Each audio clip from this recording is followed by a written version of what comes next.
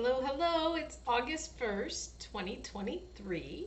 It is time for market stats. I'm sure you're getting used to this by now. Every single month, I bring you the numbers and how they've changed. And month over month, a lot of times there's not real significant changes. It's not terribly exciting. I'm going to be reporting to you some pretty typical numbers for July compared to June. But I do want you to be aware of what the numbers look like. And then I want to tell you just a little bit about some of the things we're seeing out in the field right now that might be helpful to you as you navigate through your real estate transaction. And they're insights that will give you some thoughts about what's important to you and the agent that you hire. Why are you going to hire the realtor that you are hiring? And what kind of considerations should you be making when you are making that very important decision? So first, let's talk numbers. And I'm Ruth Squires with eXp Realty, RES Luxury Group, bringing you white glove service and red carpet treatment because your satisfaction is our guarantee. As far as the numbers go from June to July, pretty much everything is up. So inventory levels slightly up, 912 homes compared to 900 in June. Buying activity is slightly up, more homes under contract or sold in July than we had in June. Our average price point is higher for July. So we're at $275,000 for our average price in the county versus $269,900 in June. The days on market have stayed the same, just under 2 months on market average. And then our expired listings have dropped ever so slightly from 299 in June to 287 in July. Otherwise, the most important number that has declined is our list to sales ratio. We are under 97% at 96.82% list to sales ratio. So that means buyers are negotiating more, and rightfully so. The cost to get into a new home, to purchase a home, is ever increasing with mortgage rates going up. So it makes sense that buyers are trying to negotiate with the seller as far as price and some of those terms that are important to them. There are certainly ways to navigate all of this, like we have told you in previous videos, so we'd love to talk to you about the different strategies, and we're always looking for new ones. On that note, what I want to talk about is the significance of the realtor that you hire, whether it's for listing your home, for buying a property, both, whatever it may be. It's important that you align yourself with the person that has the expertise that you need for that particular transaction. These are very important transactions. These are high dollar amounts that we are working with.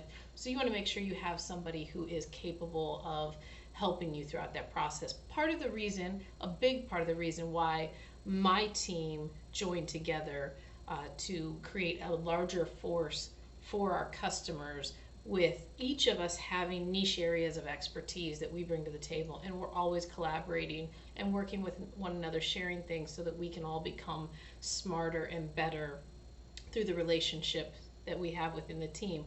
We also have our extended family, as you know if you've been around us for a while, and that includes our trusted business owners in the community who can help with transactions. I'm doing a transaction right now where I'm helping the seller determine the best route for the sale of the home. We have over $100,000 difference between the as-is value and the after renovation value.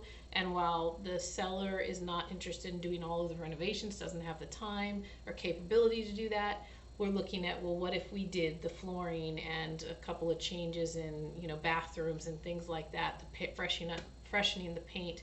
What's the cost of that, and then what could we list the house for compared to the as-is value? But the other thing that's very fun is we have investor teams that can come in and bring specialized solutions, like they'll take over the renovation cost and the maintenance cost to upkeep the house from now until sale. And then at the point of sale, they're guaranteeing the as-is purchase price that the seller will receive, and then letting the seller participate in some of the equity exposure that they can get back out of the house. So really neat win-win, and right now we're determining which route is the best way to go. So something where we come to the table with more solutions and say, what's going to work best for you? Let's hash that out. So that's one of the added values that we bring. And then, we're seeing a lot of things like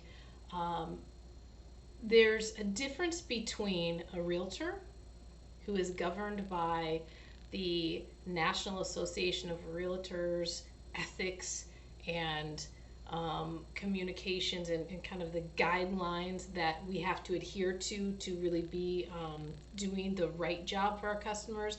And then you have a sales agent who is not a realtor, and they aren't governed by ethical considerations and practices, good business practices. I ran into a scenario with this past week where I have a beautiful property that was supposed to be shown by a realtor. She was working with a sales agent from a new construction team, and it was decided that my house was going to be skipped. Now, in learning this, of course, I said, well, why was my house skipped? There must be some reason. Maybe, it wasn't exactly what the buyer was looking for after all. There's probably a valid reason. Wasn't privy to be told why that reason was, and the conclusion, since I'm not being communicated with, is just simply that it would not have been beneficial to the sales agent to show my beautiful property because it might have sold them away from building the new home. So right there's a perfect example of, if you're aligned with the wrong people, your best interests are not going to be served fully. The interests of those people will be served before your best interests. So that's something that we're constantly trying to help our customers to have the right guidance and the best guidance that they can get. It's very important to us, but you don't get that from everyone. The other thing is, I run into very often where we are assisting other agents with things like writing addendums. I had one 2 weeks ago. We had a repair addendum, and I received the addendum from the buyer's agent, and it said the seller was going to credit the seller $1,000 at closing. Well, I think the seller would be very happy with that. The buyer, however, was expecting $1,000 at closing to put towards the cost of some of the repairs that were noted in the home inspection. If we left the addendum written that way, then title would have applied the seller's credit to the seller and not to the buyer. So nuanced things like that, when there's not enough attention to detail, can become problematic, and at the 11th hour, when everyone's ready to close and everything's supposed to be done. So it's things like that, those are kind of simple examples, but things to be thinking about when you're deciding who you want to work with to get to the end of your real estate transaction and get into your next home or sell your current home. So we are always here to assist with the process. We would love to talk to you if you have any questions, anything we can do to help you navigate or smooth the path for you. My team is here to assist. You can reach us at 352-794-1426. We hope to hear from you soon.